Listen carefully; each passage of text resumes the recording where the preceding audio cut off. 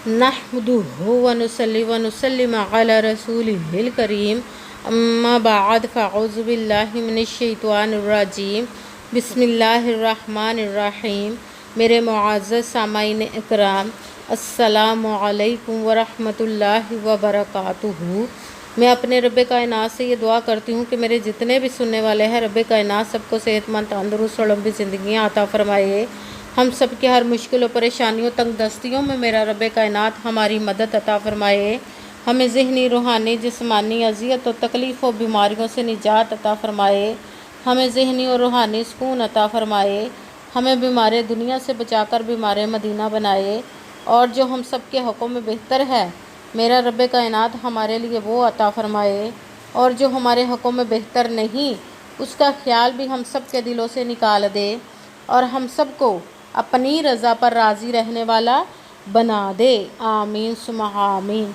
आज जो मैं आप लोगों को वजीफ़ा बताने लगी हूँ, ये माह सफ़र का चाँद नज़र आने से पहले पहले का वजीफ़ा है और ये आखिरी मौका है आपके लिए।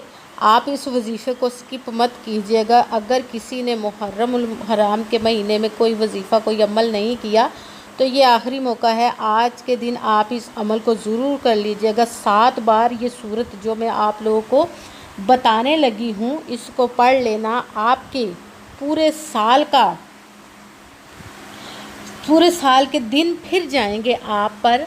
आपको कभी किसी चीज़ की कमी नहीं आएगी। ये बहुत ही ख़ास पावरफुल वजीफ़ा है। इस वजीफ़े को आप स्किप मत कीजिएगा, छोड़िएगा मत। जैसे वीडियो मिले फ़ौरन आपको इस वीडियो को अपने पास सेव कर लें और जब मुहर्रमुल हराम का चाँद नज़र आने से पहले पहले इस वजीफ़े को चाहे आज कर लें, चाहे कल कर लें, जितने भी दिन हैं मुहर्रम के, आप उनमें से किसी भी दिन कर सकते हैं। मगर मुहर्रमुल हराम का, सफ़रुल मुज़फ़्फ़र का चाँद नज़र आने से पहले पहले आपने इस वजीफ़े को पढ़ना है।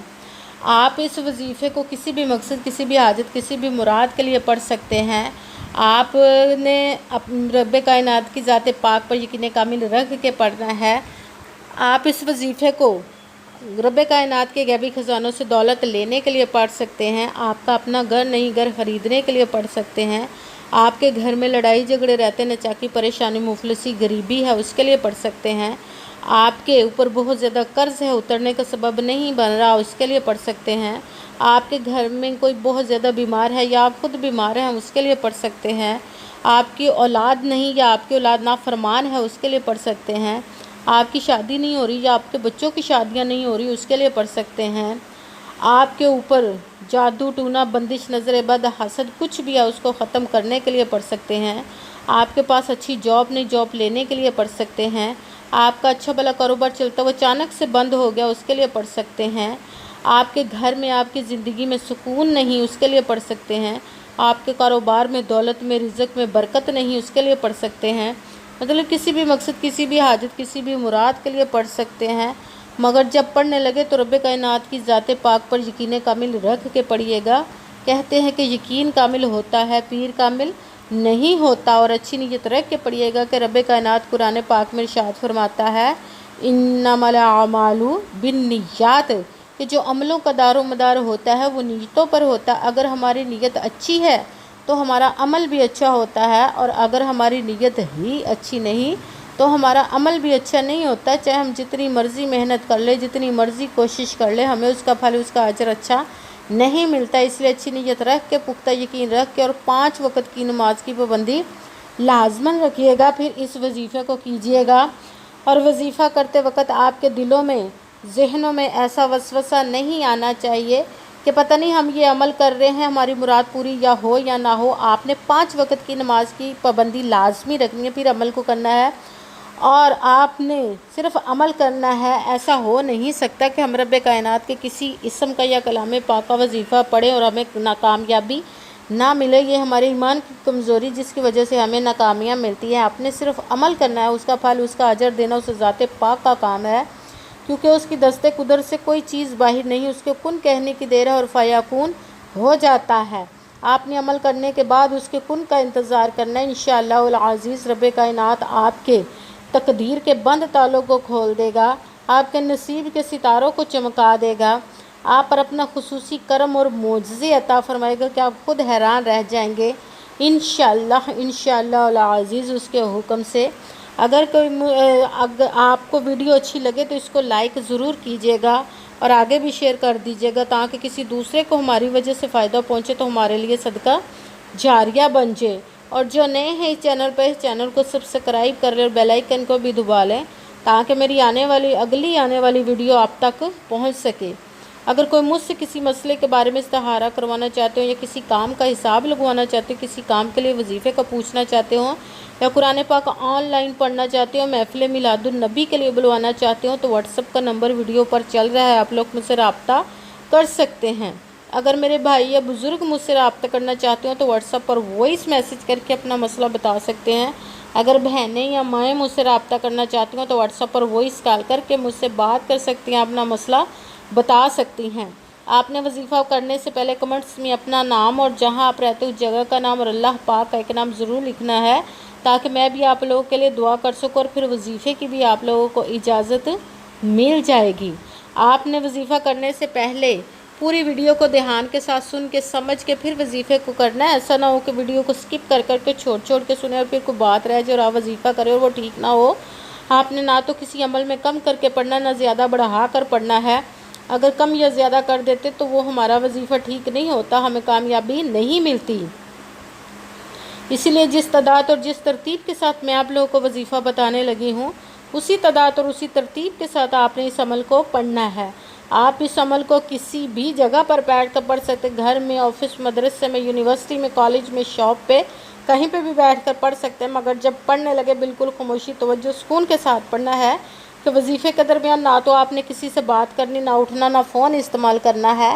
اگر ہم کسی سے بات کر لیتے، اٹھ جاتے یا فون استعمال کرتے تو وہ ہمارا وظیفہ ٹھیک نہیں ہوتا، ہمیں کامیابی نہیں ملتی۔ اسی لیے آپ نے مکمل وظیفہ پڑھنے کے بعد ہی کسی سے بات کرنی، اٹھنا یا کہ فون استعمال کرنا ہے۔ آپ اس وظیفے کو آج کے دن کسی بھی نماز کے ساتھ پڑھ سکتے ہیں، کسی بھی وقت پڑھ سکتے ہیں، نماز کے علاوہ بھی پڑھ سکتے ہیں۔ اگر آپ نماز کے ساتھ پڑھ رہے ہیں تو نماز مکمل پڑھنے کے بعد دعا مانگنے کے بعد آپ نے اس عمل کو کرنا ہے۔ اگر نماز کے علاوہ پڑھ رہے ہیں تو آپ نے باوضو ہو کر ایسی جگہ پر بیٹھ کر پڑھنا جہاں بالکل خاموشی، توجہ، سکون کے ساتھ آپ اس وظیفے کو پڑھ سکیں۔ جب آپ وظیفہ پڑھنے کے لیے بیٹھ گئے ہیں تو سب سے پہلے آپ نے ایک مرتبہ درود پاک پڑھنا ہے۔ کوئی سا بھی درود پاک پڑھ سکتے ہیں، مگر درود ابراہیمی جو نماز میں پڑھا جاتا ہے وہ والا درود پاک ایک مرتبہ پڑھ لے تو زیادہ بہتر، ورنہ کوئی سا بھی درود پاک آپ پڑھ سکتے ہیں۔ پھر سب سے پہلے نمبر پر جو وظیفہ پڑھنا ہے، پھر آپ نے ایک مرتبہ اعوذ باللہ من الشیطان الرجیم بسم اللہ الرحمن الرحیم پڑھ کر اپنے وظیفے کو جس مقصد کے لیے آپ اس وظیفے کو پڑھنے لگے اس کی نیت کر لینی۔ پھر سب سے پہلے نمبر پر جو وظیفہ پڑھنا ہے وہ ہے استغفار استغفار استغفار استغفار استغفار استغفار۔ آپ نے اس کو 11 مرتبہ 11 ٹائم پڑھنا۔ پھر دوسرے نمبر پر جو وظیفہ پڑھنا ہے وہ قرآن پاک کی سورت جو بہت ہی پیاری، لاڈلی اور ہر مرض کی شفا ہے، سورۃ فاتحہ کا عمل آپ نے پڑھنا ہے۔ بسم اللہ الرحمن الرحیم الحمدللہ رب العالمین الرحمن الرحیم مالک یوم الدین ایاک نعبد و ایاک نستعین اہدنا الصراط المستقیم صراط الذین انعمت علیہم غیر المغضوب علیہم ولا الضالین آمین۔ بسم اللہ الرحمن الرحیم الحمدللہ رب العالمین الرحمن الرحیم مالک یوم الدین ایاک نعبد و ایاک نستعین اہدنا الصراط المستقیم صراط الذین انعمت علیہم غیر المغضوب علیہم ولا الضالین آمین۔ سورۃ فاتحہ کو آپ نے 7 مرتبہ 7 ٹائم پڑھنا ہے۔ پھر ساتھ ہی تیسرے نمبر والا وظیفہ آپ نے شروع کرنا ہے بسم اللہ الرحمن الرحیم بسم اللہ الرحمن الرحیم بسم اللہ الرحمن الرحیم بسم اللہ الرحمن الرحیم بسم اللہ الرحمن الرحیم۔ اس کو آپ نے 11 مرتبہ 11 ٹائم تیسرے نمبر پر پڑھنا ہے۔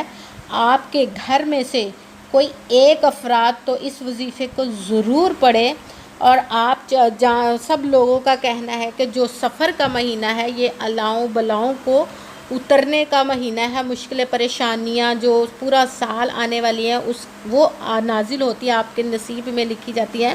تو جب آپ بسم اللہ الرحمن الرحیم پڑھ کر اور استغفار کر کے اس مہینے کو شروع کریں گے تو رب کائنات آپ کے پورے سال کی مشکل پریشانیوں الاؤں بلاؤں کو دور عطا فرما دے گا انشاءاللہ العزیز اپنے حکم سے۔ آپ کے گھر میں سے کوئی ایک بندہ ضرور اس وظیفے کو پڑھ لیجئے گا۔ سب سے پہلے ایک مرتبہ درود پاک پڑھا، پھر اب آپ نے ایک مرتبہ اعوذ باللہ من الشیطان الرجیم بسم اللہ الرحمن الرحیم پڑھ کر اپنے مقصد کی نیت کر لینی، جس مقصد جس حاجت کے لیے آپ اس وظیفے کو پڑھنے لگے ہیں۔